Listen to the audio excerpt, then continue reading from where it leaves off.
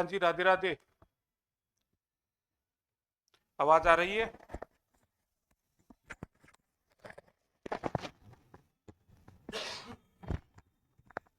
Yes कर दो पहले कि मेरी आवाज आप तक आ रही है। चलो ठीक है। वेट कर लिया करो, कोई टेक्निकल एरर आता है तो कि क्या कारण है।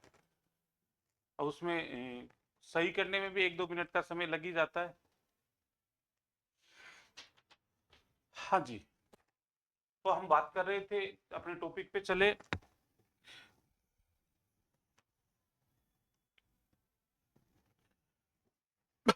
हम बात कर रहे थे आमेर के कछवा राजवंश की।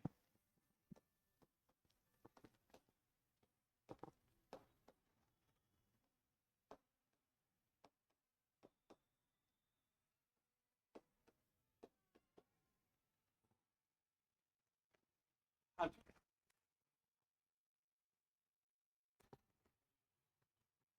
नहीं, उतनी रहने दो इसको, तो कोई दिक्कत नहीं। फिर ये मेरा नहीं दिखेगा।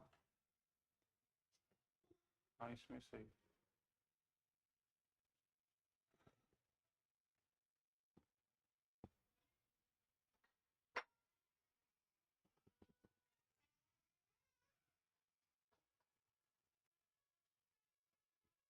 सबको दिख रहा है और सबको सुन भी रहा है। अब आपको ही क्यों नहीं दिख रहा? आप एक बार क्लास को बंद करके वापस ऑन कर लो।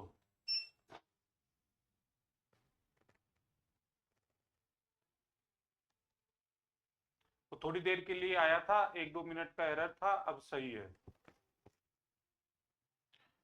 हम बात कर रहे थे मानसिंह प्रथम की।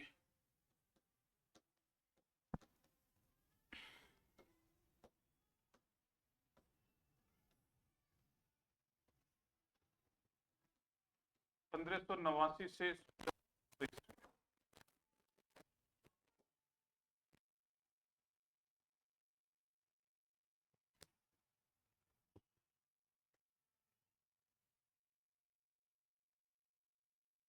हाँ जी। देखो, मानसिंह प्रथम के बारे में पिछली क्लास में मैंने आपको बताया था। एक बार हम वापस से थोड़ा सा रिवाइज कर लेते हैं, जिससे कि दोबारा रिमाइंडर हो जाए अपने कि क्या क्या हमने पढ़ा था। कि इसका जन्म 1550 ईस्वी में मुजम्माबाद में हुआ था। तब इसके दादा भारमल को ये बताया गया था कि ये 12 वर्षों तक यदि अपने परिवार से दूर रहेगा तो ये बहुत प्रतापी राजा बनेगा। यही कारण था कि यह 12 वर्षों तक आमेर न आकर मुजम्माबाद में ही रहा। यही कारण है कि मानसिंह प्रथम एक शक्तिशाली शासक रहा आमेर का। फिर 1562 ईस्वी में इसको मुगलों की सेवा में भेज दिया गया। और जब मुगलों की सेवा में भेजा गया तो 1614 ईस्वी तक ये मुगलों की सेवा में रहे। यानी कुल 52 वर्षों तक ये मुगलों की सेवा में रहे थे। 52 वर्षों तक मुगलों की सेवा में रहे तो एक अकबर के समकालीन रहे, एक जहांगीर के समकालीन रहे थे। पहले अकबर की बात की जाए तो अकबर ने इसको एक उपाधि दी थी। एक तो मिर्जा राजा की उपाधि दी और एक फरजंद की उपाधि दी। तो ये दो उपाधियां पहले एक ही बताई थी, एक और याद रख लेना। मिर्जा राजा अकबर ने उपाधि दी, और एक फरजंद। तो ये दो उपाधियां दी गई थी, मिर्जा राजा और फरजंद की।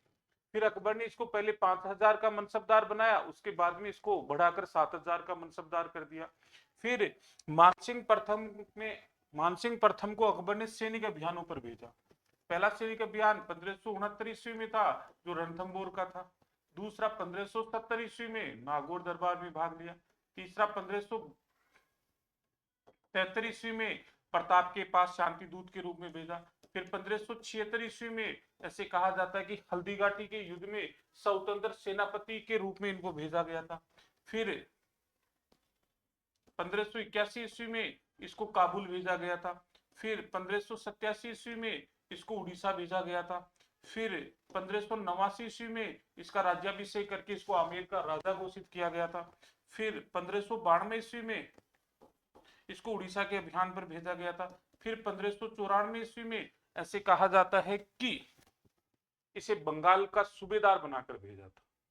तो अकबर ने इतने सैनिक अभियानों पर मानसिंह प्रथम को भेजा। तो ये इसके सैनिक अभियान हो गए। अब हम बात करते हैं स्थापत्य का।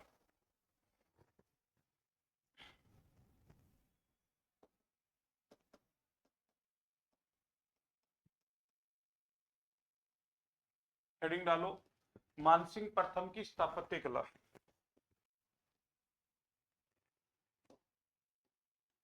हाँ जी, मानसिंह प्रथम की क्या है, स्थापत्य कला। देखो, मानसिंह प्रथम की स्थापत्य कला की यदि बात की जाए तो इन्होंने कौन कौन से निर्माण कार्य किए उनकी हम बात करते हैं। तो इसका पहला निर्माण कार्य था आमेर के महल का निर्माण।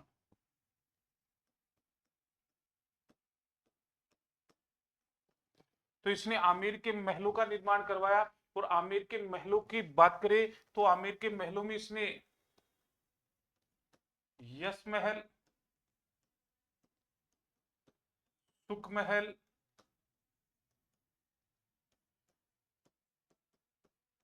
सुहाग महल,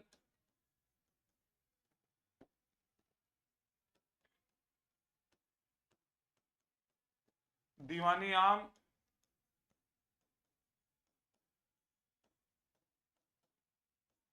दीवानी खास,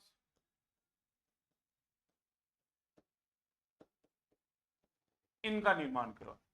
तो सबसे पहले मानसिंह ने क्या किया, आमेर के महल का निर्माण करवाया। और आमेर के महलों में इन्होंने यश महल बनाया, सुख महल बनाया, सुहाग महल बनाया। आपके लिए इंपोर्टेंट ये दो हैं। लेकिन इन दोनों की यदि हम बात करें यहां पर कि दीवाने आम और दीवाने खास। दीवाने आम का मतलब क्या था कि यहां पर राजा जनता की समस्याओं की सुनवाई करता था। राजा जनता की समस्याओं की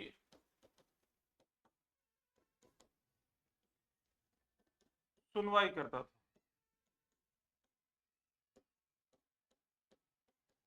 तो दीवानी आम का मतलब हो गया कि राजा जनता की समस्याओं की सुनवाई दीवानी आम में करता था। दीवानी खास में प्रशासन से संबंधित गुप्त मंत्रणा करता था। प्रशासन से संबंधित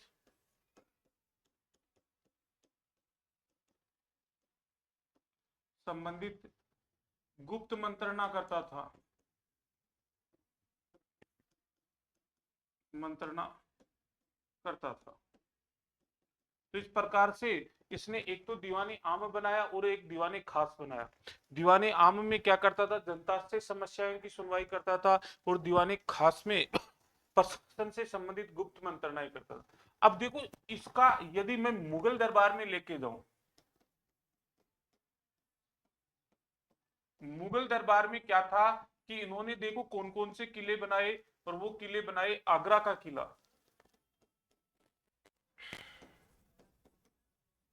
यहां पर इनकी राजधानी रही। एक फतेहपुर सीकरी में इनकी राजधानी रही। और एक दिल्ली में। इन तीन की विशेष है। देखो, आगरा की बात करें तो आगरा शहर की स्थापना 1504 ईस्वी में किसके द्वारा की गई थी, सिकंदर लोदी के द्वारा की गई थी। लेकिन आगरा का किला अकबर ने बनाया। और अकबर ने जब आगरा और लाहौर का किला बनाया था तो इस किले का जो वास्तुकार है वो कासिम खां को बनाया। किसको बनाया, कासिम खां को बनाया।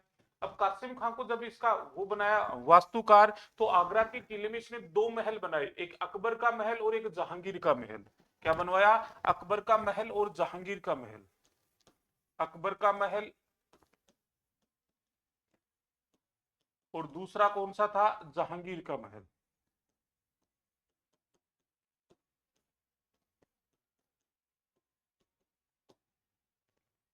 आरपीएससी 2024 फर्स्ट ग्रेड ये क्वेश्चन आया हुआ है, ध्यान रखना। अभी 2024 में संस्कृत डिपार्टमेंट आरपीएससी की फर्स्ट ग्रेड की एग्जाम लगी थी।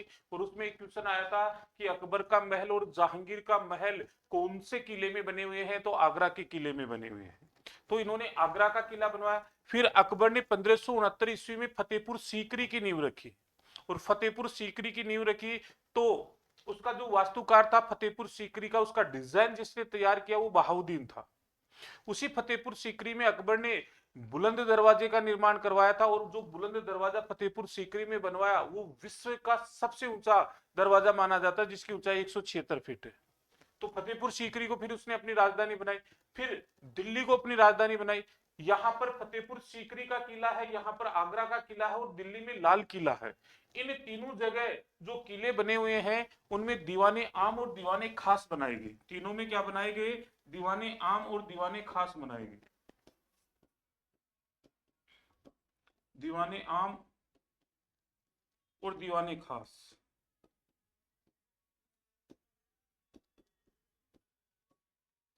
तो याद रखना कि यहाँ पर दीवाने आम, अब यहाँ पर मुगलों ने यहाँ दीवाने आम और दीवाने खास बनाए, उन्हीं को देखकर मानसिंह ने आमेर के महल में दीवाने आम और दीवाने खास बनवाए।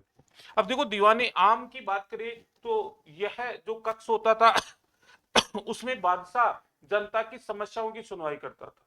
और यदि आपने इंडियन हिस्ट्री पढ़ी है तो वहां पे आपने देखा होगा कि शाहजहां ने एक सिंहासन का निर्माण करवाया था और शाहजहां के द्वारा जो सिंहासन बनवाया गया था उसका नाम था मयूर सिंहासन या तख्ते ताउस। और आपके लिए बहुत इंपॉर्टेंट एक क्वेश्चन है जिसका जवाब आप कमेंट बॉक्स में दोगे कि मयूर सिंहासन का वास्तुकार कौन था। मयूर सिंहासन का वास्तुकार कौन था? जल्दी से कमेंट करो और मुझे बताओ कि मयूर सिंहासन का वास्तुकार कौन था।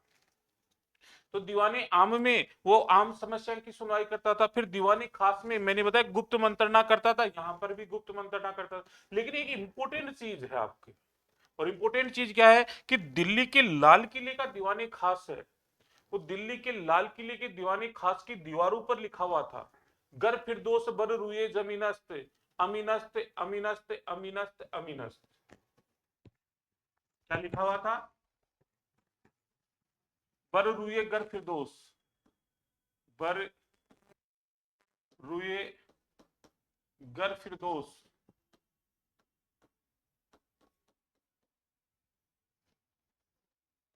जमीनस्त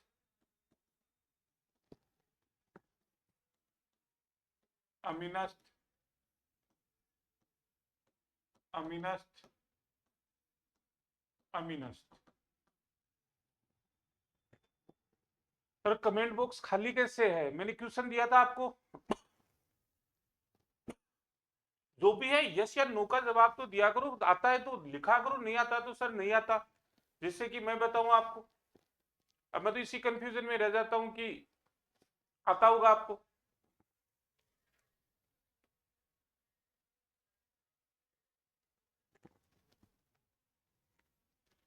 हाँ ऐसे बोल दिया करो कि नहीं आता, कोई दिक्कत नहीं। देखो सीखने के लिए तो बैठे हैं, सारी चीजें अपने को आती तो अपन क्यों पढ़ते।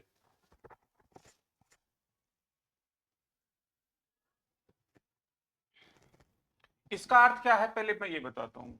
बर रुए गर फिरदौस जमीनस्त अमीनस्त अमीनस्त अमीनस्त, इसका अर्थ है धरती पर यदि कहीं स्वर्ग है तो यही है, यही है और यही है।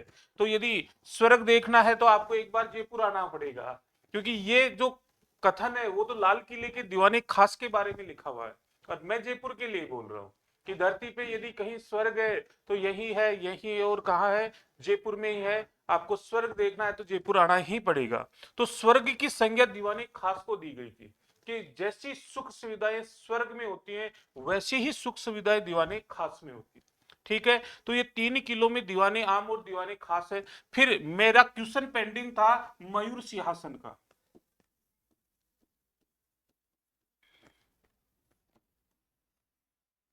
और मयूर सिंहासन के बारे में यदि बात की जाए तो मयूर सिंहासन शाहजहां ने बनवाया था, और शाहजहां ने अपने बैठने के लिए दीवाने आम में मयूर सिंहासन लगाया था, और इसी को तख्ते ताउस के नाम से जाना जाता है। इसमें शाहजहां ने 90 लाख के हीरे मोती और एक डायमंड कोहिनूर का हीरा जड़वाया था, जिसका वास्तुकार बेबादल खां था। इसका वास्तुकार कौन था? बेबादल खां।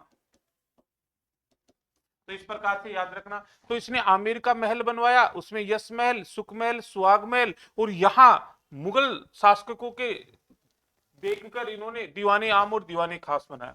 इस महल के चारों तरफ एक दीवार बनवाई, और वह दीवार 12 किलोमीटर लंबी थी। कितने किलोमीटर लंबी थी? 12 किलोमीटर। अब देखो ये 12 किलोमीटर लंबी दीवार है, उसमें आमेर का महल भी आता है, जयगढ़ भी आता है और नाहरगढ़ भी उसमें इंक्लूड हो जाते हैं। और ये 12 किलोमीटर लंबी दीवार थी, ये भारत की दूसरी सबसे लंबी दीवार मानी गई। भारत की दूसरी सबसे लंबी दीवार।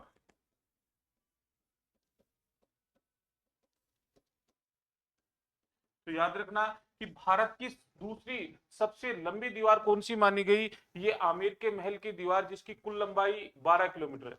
अब मैंने यहां पर आपको बताया कि दूसरी सबसे लंबी दीवार है, तो भारत की सबसे लंबी दीवार कहां है, तो उसको आपको बताना है। भारत की सबसे लंबी दीवार है कुंभलगढ़ के किले में, कुंभलगढ़ के किले के चारों तरफ। और कुंभलगढ़ के किले के चारों तरफ जो दीवार बनी हुई है उसकी लंबाई 36 किलोमीटर लंबी है। जो भारत की सबसे लंबी दीवार, जिसको ग्रेट, शाबाश, बहुत अच्छा, कुंभलगढ़, तो जिसको 36 किलोमीटर लंबी बताई गई है, और यह एशिया की दूसरी और भारत की दूसरी सबसे लंबी दीवार, सॉरी, भारत की सबसे लंबी दीवार और एशिया की दूसरी सबसे लंबी दीवार माना गया, जिसको ग्रेट वॉल ऑफ इंडिया कहा जाता है। नेक्स्ट, इसने क्या किया कि यहां पर शीला माता के मंदिर का निर्माण करवाया, शीला माता के मंदिर का निर्माण करवाया।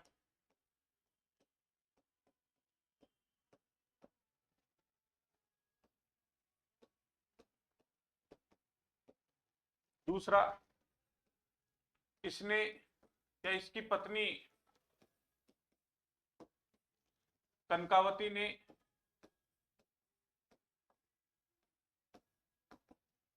जगत शिरोमणि मंदिर का निर्माण करवाया।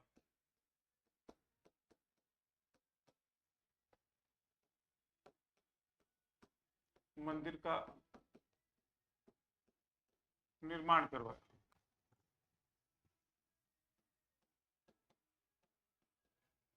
इसने वृंदावन में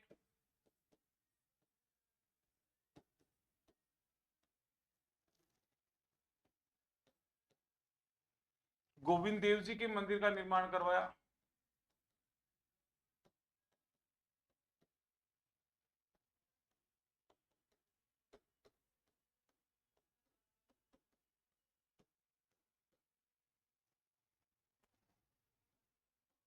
करवाया।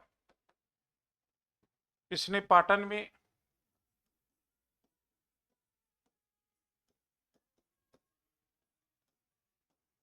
भवानी शंकर के मंदिर का निर्माण करवाया।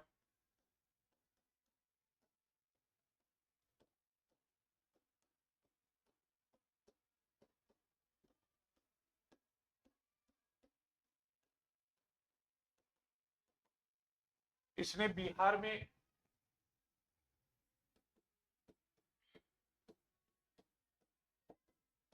बिहार में मानपुरा कस्बा बसाया।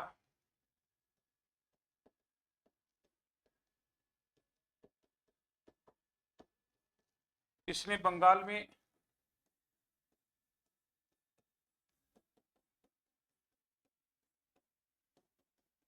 अकबर नगर बसाया था।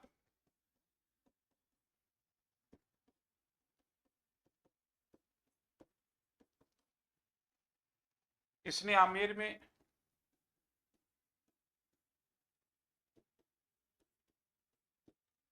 पंचमहलों का निर्माण करवाया।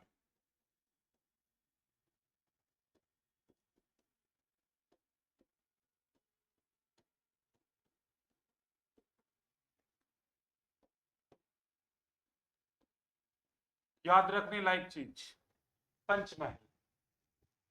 क्यों पंचमहल इसलिए याद रखने लायक है, क्यों, क्योंकि पंचमहलों का महत्व इसलिए बढ़ जाता है कि मैंने शायद पिछली क्लासों में एक बात बताई थी कि अकबर ने गरीब सर ख्वाजा मोइनुद्दीन चिश्ती, जिसको नवाज गरीब भी कहा जाता है या गरीब नवाज भी कहा जाता है, उसकी दरगाह में 14 बार जियारत की। और जब 14 बार जियारत की तो 2 बार पैदल आया और रथ से आया। अब ये दिल्ली से चलता था अजमेर के लिए। कहां से चलता था? दिल्ली से कहां के लिए? अजमेर के लिए। अब दिल्ली से अजमेर के लिए चलता था, तो ऐसे तो नहीं कि दिल्ली से चला और अजमेर पहुंच गया, मार्ग में कहीं ना कहीं विश्राम करता था।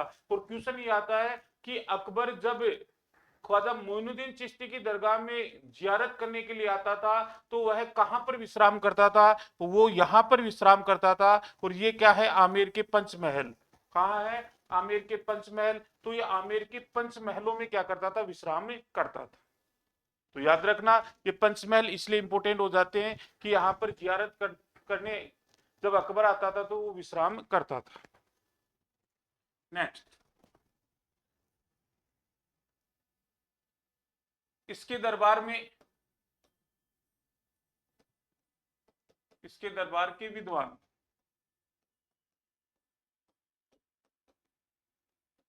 अब देखो इसके दरबार के विद्वान की बात करें तो पहला है मुरारी दान। मुरारी दान ने एक ग्रंथ लिखा मान प्रकाश।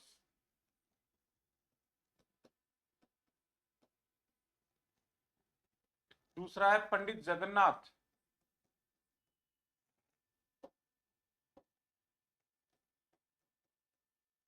जगन्नाथ, इसने ग्रंथ लिखा मानसिंह कीर्ति मुक्तावली।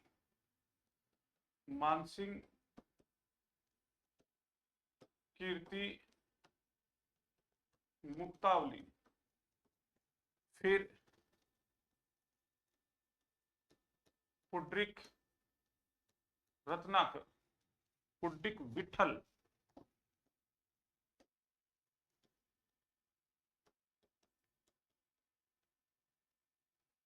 इसने ग्रंथ लिखे रागमाला।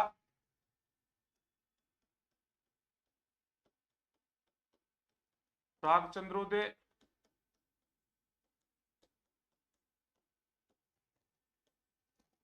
नर्तक निर्णय। कोदूनी प्रकाश।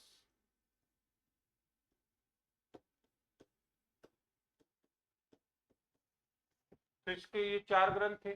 फिर 1614 ईस्वी में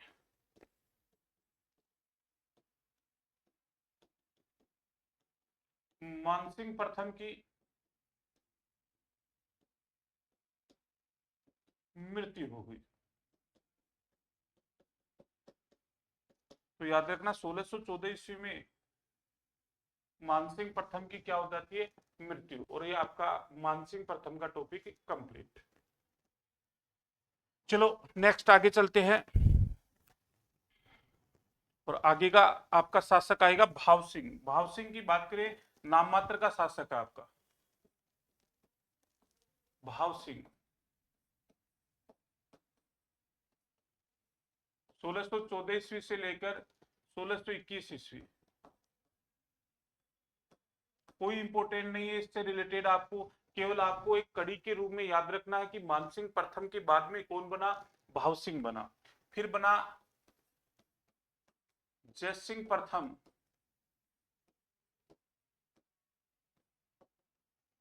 1621 से 1667 ईस्वी। या इसी को कहा जाता है मिर्जा राजा जय सिंह। मिर्जा राजा जय सिंह। हेडिंग डालो।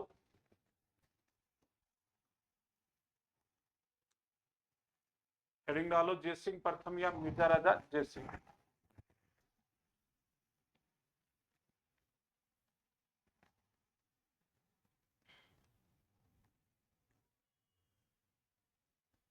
हाँ जी, देखो जय सिंह प्रथम या मिर्जा राजा जय सिंह की बात करें तो यह सर्वाधिक समय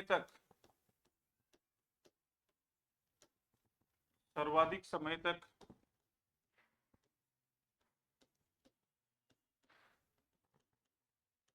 आमेर का शासक रहा।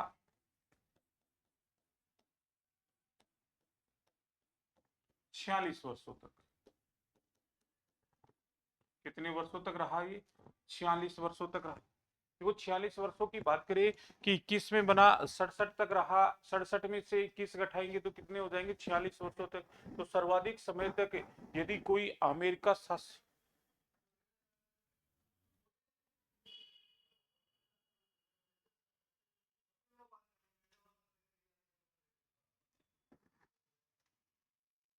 हाँ तो मनीष,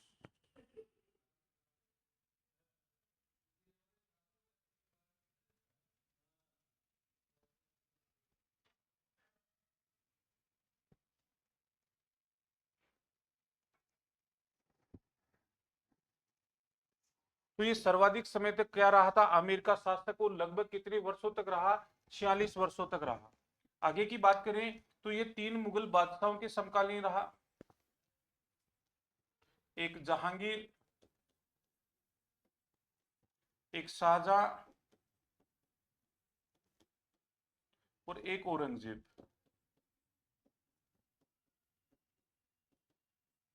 तो जहांगीर, शाहजहां और औरंगजेब की यहाँ पर बात की जाए तो जहांगीर 1605 ईस्वी से लेकर 1627 ईस्वी तक मुगल बादशाह रहा। यह 1628 ईस्वी से लेकर 58 ईस्वी तक मुगल बादशाह रहा। और ये 1658 ईस्वी से लेकर 1707 ईस्वी तक मुगल बादशाह रहा। कालक्रम से पता चल रहा है कि ये 3 मुगल बादशाहों के समकालीन रहा। अब 3 मुगल बादशाहों के समकालीन रहा तो सबसे पहले हम बात करते हैं जहांगीर की।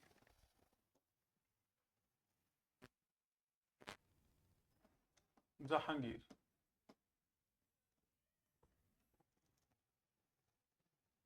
देखो यहां पर जहांगीर की यदि बात की जाए तो जहांगीर, इसके काल में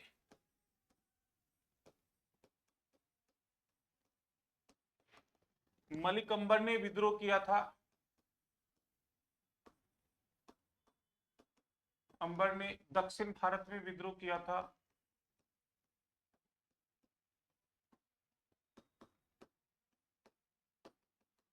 भारत में विद्रोह किया था।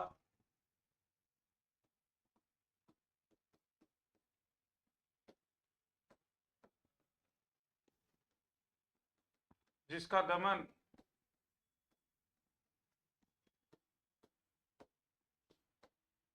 करने के लिए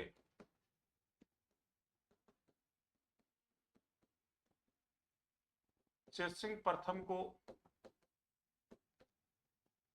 जयसिंह प्रथम को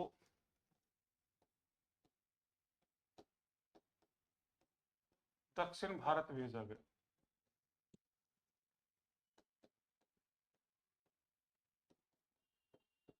भेजा गया।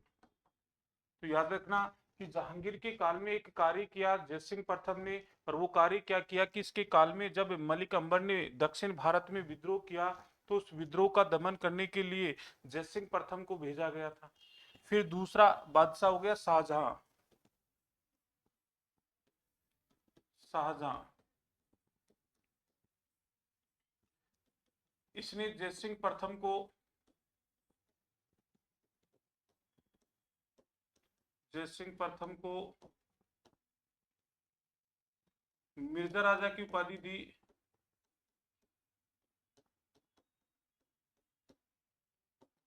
राजा की उपाधि दी।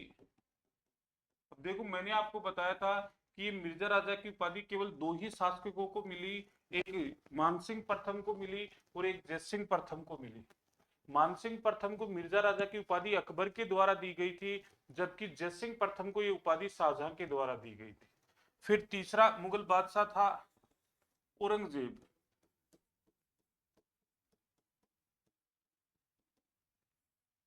हाँ जी, हम बात करेंगे औरंगजेब के बारे में।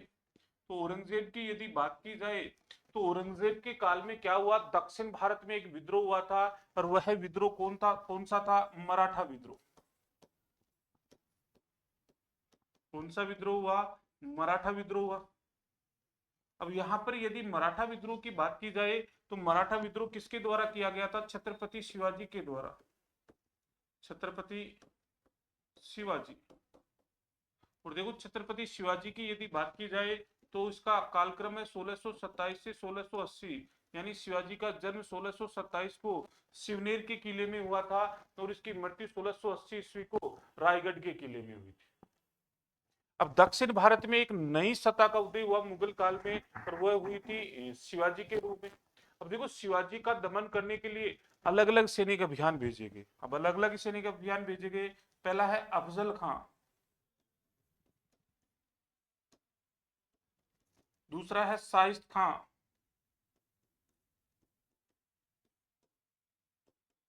और तीसरा है मिर्जा राजा जयसिंह।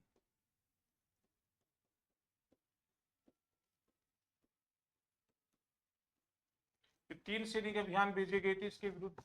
और तीनों ही सैनिक अभियान वैसे तो दमन करने में तो असफल रहे, लेकिन मिर्जा राजा जय सिंह ने संधि के लिए क्या कर लिया था, राजी कर लिया था। अफजल खान, बीजापुर के सुल्तान ने अफजल खान को भेजा था और उसने योजना बनाई थी कि शिवाजी को मिलने के लिए बुलाऊंगा और धोखे से उसकी हत्या कर दूंगा। और मिलने के लिए जो दूत भेजा करसन जी भास्कर, उसने ही उसका पर्दाफाश कर दिया। और यही कारण हुआ कि जब शिवाजी अफजल खान से मिलने के लिए आया तो अफजल खान शिवाजी को मारता उससे पहले ही शिवाजी ने अफजल खान की क्या कर दी, हत्या कर दी। फिर औरंगजेब ने 1660 ईस्वी में शाहिद खान को भेजा था, और शाहिद खान को भेजा तो 1663 ईस्वी तक शाहिद खान दक्षिण भारत में रहा, लेकिन शाहिद खान शिवाजी को ढूंढ भी नहीं पाया था। और 1663 ईस्वी में शाहिद खान जब पूना के किले में था तो मध्य रात्रि 12 बजे शिवाजी ने पूना के किले पर आक्रमण कर दिया, और उस आक्रमण में शाहिद खान की हाथ की अंगुलियां कट गई।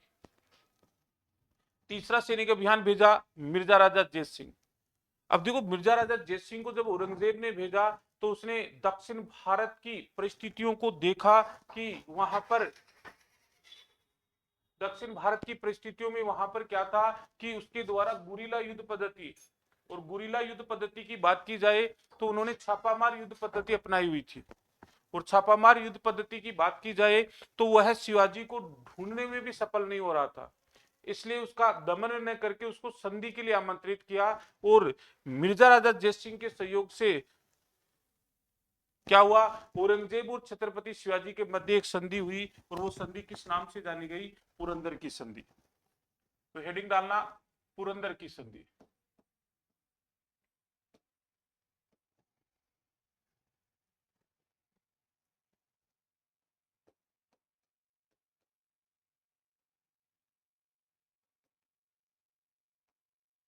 जून 1665 ईस्वी, पुरंदर की संधि जून 1665 ईस्वी।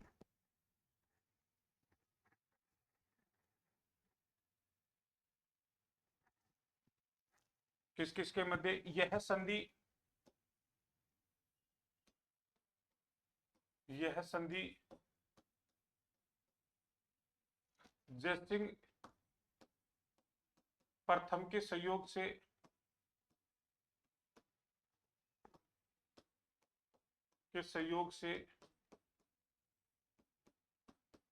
शिवाजी व औरंगजेब के मध्य हुई, शिवाजी व औरंगजेब के मध्य हुई।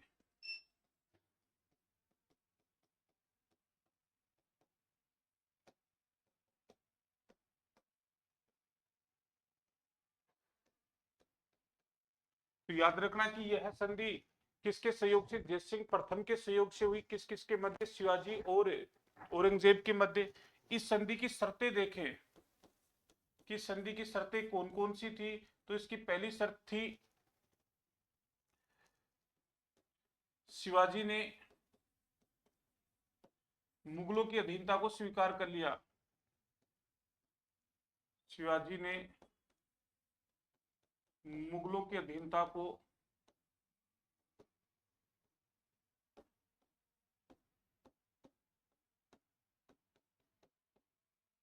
स्वीकार कर लिया।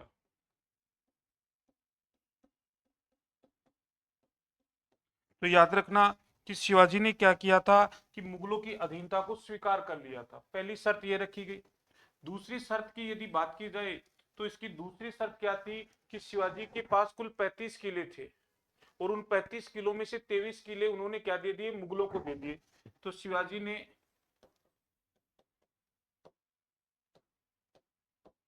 35 किलो में से 23 किले मुगलों को दे दिए,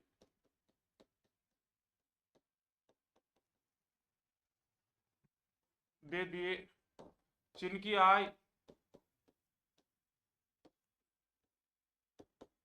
4 लाख रुपए थी।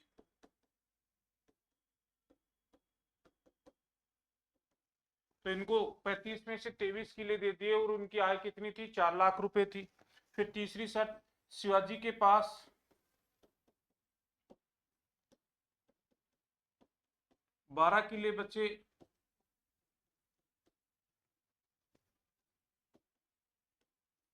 जिनकी आय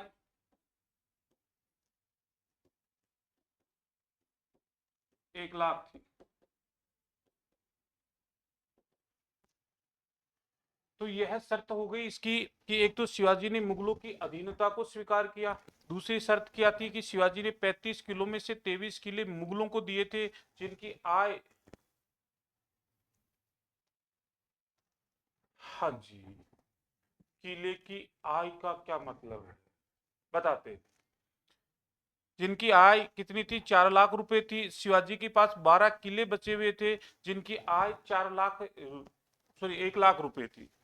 देखो किले की आय का मतलब है, महाराष्ट्र में क्या था, जो प्रांत बटे हुए थे वो किलों के आधार पर बटे हुए थे। किलो के आधार पर मतलब जितने प्रांत थे उन प्रांतों की सुरक्षा के लिए प्रत्येक प्रांत में एक किला बनाया जाता था। महाराष्ट्र का ये नियम था। और जिस प्रांत में किला बनाया जाता था तो वहां से उस प्रांत की सुरक्षा देखी जाती थी, और उस प्रांत से जितना राजस्व मिलता था, जितना टैक्स मिलता था, वह उस किले की क्या मानी जाती थी, आय मानी जाती थी। तो इस प्रकार से क्या हो गया कि इनकी आय जो थी वो अलग अलग थी।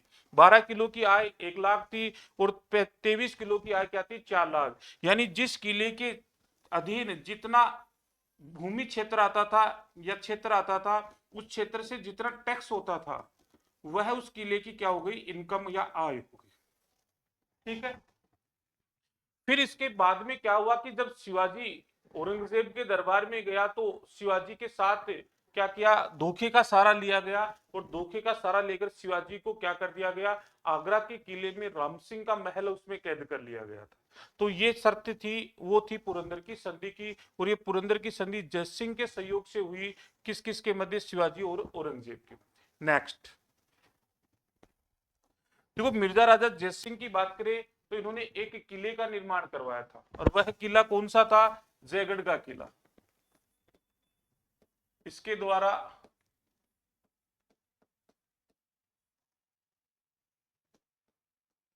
जयगढ़ के किले का निर्माण करवाया गया।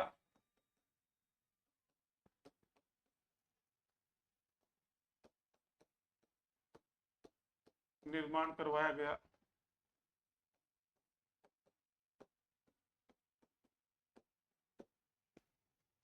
अब जयगढ़ के किले की यदि बात की जाए तो जयगढ़ के किले को इतिहासकारों ने कई अन्य नाम दिए हैं, और इतिहासकारों ने जो नाम दिए हैं वो कौन कौन से, उनकी बात करते हैं। इस किले के अन्य नाम है, पहला नाम है चिल्ह का किला, चिल्ह का किला। फिर खजाने वाला किला,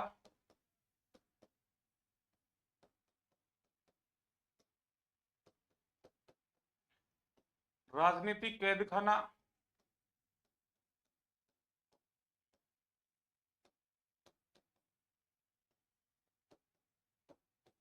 गन फाउंड्री,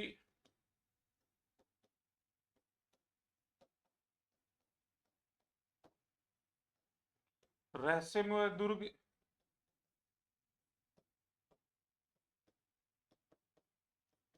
तो इसने जयगढ़ के किले का निर्माण करवाया, और जयगढ़ के किले को ये इन 5 नामों से और जाना जाता है। अब देखो 5 नाम हो गए। फिर पहला हो गया चिल्ह का किला। जयगढ़ के किले का निर्माण चिल्ह के टीले पर करवाया गया था। इस किले का निर्माण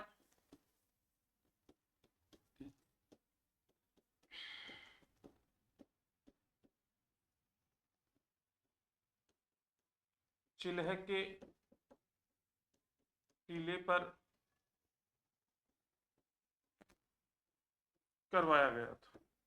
यानी जब इस किले का निर्माण करवाया और जिस टीले पर करवाया, उस टीले का नाम था चिल्ह का टीला, और चिल्ह के टीले पर इसका निर्माण होने के कारण ही इसको क्या कहा गया, चिल्ह का किला, खजाने वाला किला।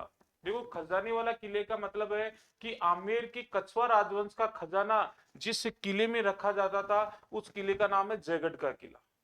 और इतिहासकारों ने बताया कि इस किले में कछवा राजवंश के 2 खजाने थे। कितने खजाने थे, 2 खजाने। जैसे वर्तमान में वैसे तो बैंक में अकाउंट कई प्रकार के होते हैं, देखो आमेर के पास वाला यह है कि आमेर के पास में दो हैं, और किस प्रकार से है, आमेर के पास में ये एक पहाड़ी है, और इस पहाड़ी पर यहाँ एक किला बना हुआ है और यहाँ एक किला बना हुआ है, और इसके मध्य में यहाँ पे आमेर है। अब ये किला है वो जयगढ़ का किला है, ये किला है वो नाहरगढ़ का किला है। नाहरगढ़ किले का निर्माण, ये दोनों पास पास में है, इन दोनों के मध्य शायद किलोमीटर या 1.5 किलोमीटर का डिस्टेंस है, और दोनों को यदि आमेर से देखोगे तो दोनों ऐसे कैसे पहाड़ी पे दिखेंगे, क्योंकि आमेर के किले से आप देखोगे तो जयगढ़ का किला भी दिखेगा और नाहरगढ़ का किला भी दिखेगा, और इसी नाहरगढ़ को जयपुर का मुकुट भी कहा जाता है। क्या कहा जाता है? जयपुर का मुकुट मणि भी कहा जाता है। तो ये दोनों ही दिखते हैं आमेर के पास, ये दोनों दोनों एक ही पहाड़ी पर है, एक ही मार्ग जाता है, आगे जाकर मार्ग दो हो जाते हैं, एक मार्ग जयगढ़ के किले की तरफ जाता है, एक नाहरगढ़ के किले की तरफ जाता है। तो यहाँ पर दो खजाने रखे थे, और दो खजानों की यदि एक छोटा सा एग्जांपल दूं तो अकाउंट तो कई प्रकार के होते हैं, लेकिन अमूमन हम दो अकाउंटों का प्रयोग करते हैं, एक सेविंग अकाउंट और एक करंट अकाउंट। तो इसका मतलब ये भी इसी प्रकार से दो खजाने रखते थे, एक सेविंग खजाना और एक करंट खजाना। सेविंग का मतलब जिसको मतलब कभी संकट काल में प्रयोग में लिया जाए, और करंट का मतलब जिससे रोज लेन देन होती हो, ऐसे खजाने थे। देखो यह किला इन खजानों के लिए भी प्रसिद्ध माना जाता है, क्योंकि 1975 ईस्वी में, 75 से 78 ईस्वी के मध्य कांग्रेस सरकार, इंदिरा गांधी सरकार में इमरजेंसी लगी थी, और इमरजेंसी का मतलब राष्ट्रीय आपातकाल घोषित किया गया था। आर्टिकल 352 के अनुसार, अनुच्छेद 352 में राष्ट्रीय आपातकाल की घोषणा की गई थी, और यह 1975 से 78 इंदिरा गांधी सरकार ने लगाया। अब देखो राष्ट्रीय आपातकाल में क्या होता है कि स्टेट गवर्नमेंट का जो शासन है वो समाप्त हो जाता है, और राष्ट्रीय आपातकाल में सभी प्रांतों का शासन सेंट्रल गवर्नमेंट के हाथ में चला जाता है। अब सेंट्रल गवर्नमेंट प्रांतों में जो चाहे वो कार्य कर सकती है, और यही कारण है कि इस राष्ट्रीय आपातकाल यानी इमरजेंसी के समय जयगढ़ के किले की खुदाई की गई थी कांग्रेस सरकार के द्वारा, और ऐसी संभावना है, देखो फिक्स एविडेंस कहीं नहीं है, लोगों की संभावना और लोगों का मानना है कि इस समय जयगढ़ के किले से 80 ट्रक सोने के भर के लेके गए थे कांग्रेस सरकार, जिनका आज तक कहीं पता नहीं है कि इससे जो खजाना निकाला गया था वो खजाना कहाँ है, कहाँ गया और किस कंडीशन में, किसी को पता नहीं। फिर हाल ही में इसी किले के आधार पर, इस खजाने के आधार पर एक मूवी भी बनी थी अजय देवगन की, बादशाह, वो इसी के आधार पर है कि किस प्रकार से खजाना निकाला गया और किस प्रकार से ले जाया गया। तो ये खजाने वाला किला हो गया। फिर राजनीतिक कैद खाना, देखो राजनीतिक कैद खाने की यदि बात की जाए तो यहाँ पर आमेर के कछवा राजवंश के जितने भी कैदी थे उनको यहाँ पे रखे जाते थे, यानी राजद्रोह के केस में जो भी कैदी होते थे उनको इस किले में रखते थे, और ऐसा मान्यता थी कि जो कैदी इस किले में आ गया वो जिंदा कभी वापस गया ही नहीं, यानी संगीन अपराधियों को ही जयगढ़ के किले में भेजा जाता था। गन फाउंड्री, ये लाइन आपके लिए फिर इंपोर्टेंट है।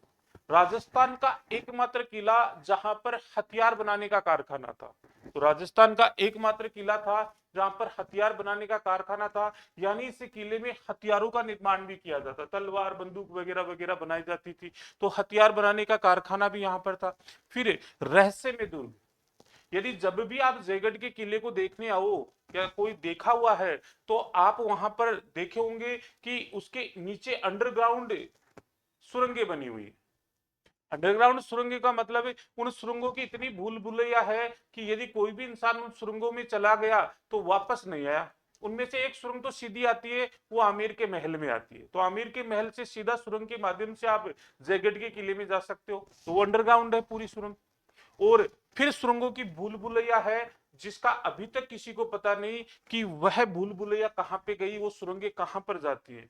और वैसे देखा जाए तो इतिहासकारों ने बताया कि ये सुरंगें जयगढ़ को नाहरगढ़ से जोड़ती थी, और यही सुरंगें जयगढ़ को आमेर से जोड़ती थी, कि जब भी कोई आक्रमण करे तो इन सुरंगों के माध्यम से वो नाहरगढ़ भी जा सकते थे और आमेर के महल में भी आ सकते थे, क्योंकि आमेर का महल रिहायशी महल था और उसके बाद में सिटी पैलेस में भी रहने लग गए थे। तो इस प्रकार से ये सुरंगे भूल भुलैया है, इसलिए इसको रहस्यमय दुर्ग कहा जाता है।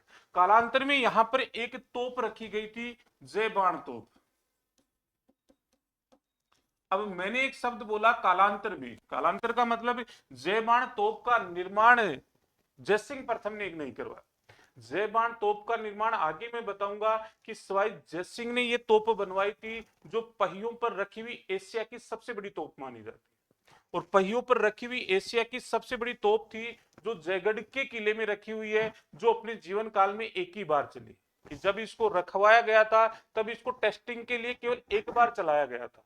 उसके बाद यहाँ रियासत काल में इस पर रोक लगा दी गई थी, जिसका एक कारण था कि जब इसको चलाया तो इसका गोला चाकसू में जाकर गिरा था, जहां पर खड्डा होने के कारण एक तालाब भी बन गया था। लेकिन यह जब चली तो इससे इतनी मतलब आवाज आई, कंपन हुआ कि महिलाओं और पशु पक्षियों के प्राकृतिक रूप से गर्भपात हो गया। हाँ, कालांतर का मतलब होता है कुछ समय के बाद, कुछ समय के अंतर के बाद, पहले नहीं होता है, बाद होता है, कुछ समय के बाद।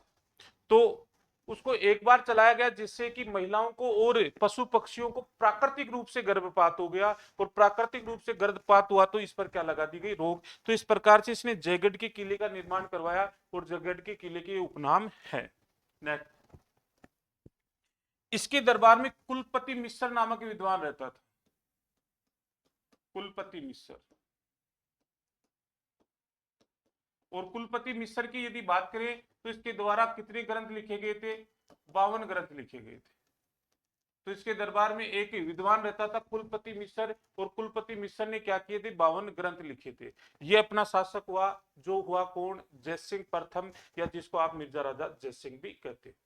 इसके बाद में एक मुख्य राजा आएगा, वो आएगा सवाई जयसिंह। उसके पहले दो नाम मात्र के शासक आएंगे, उनका अध्ययन करेंगे, फिर बात करेंगे सवाई जयसिंह के बारे में। ये बात करेंगे हम नेक्स्ट वीडियो में। इससे रिलेटेड कोई डाउट हो तो पूछो।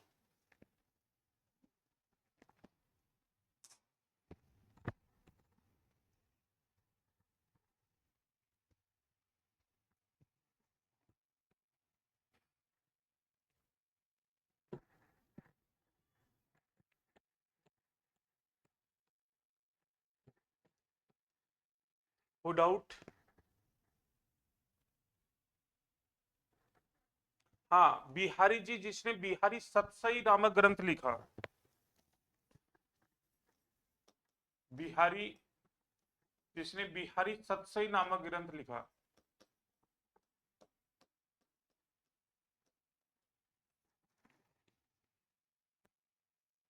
और कोई क्वेश्चन पूछना चाहे?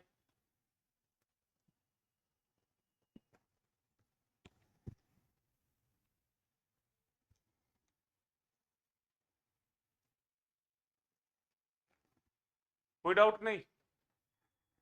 चलो ठीक है, बाकी पढ़ेंगे हम नेक्स्ट वीडियो। वेलकम।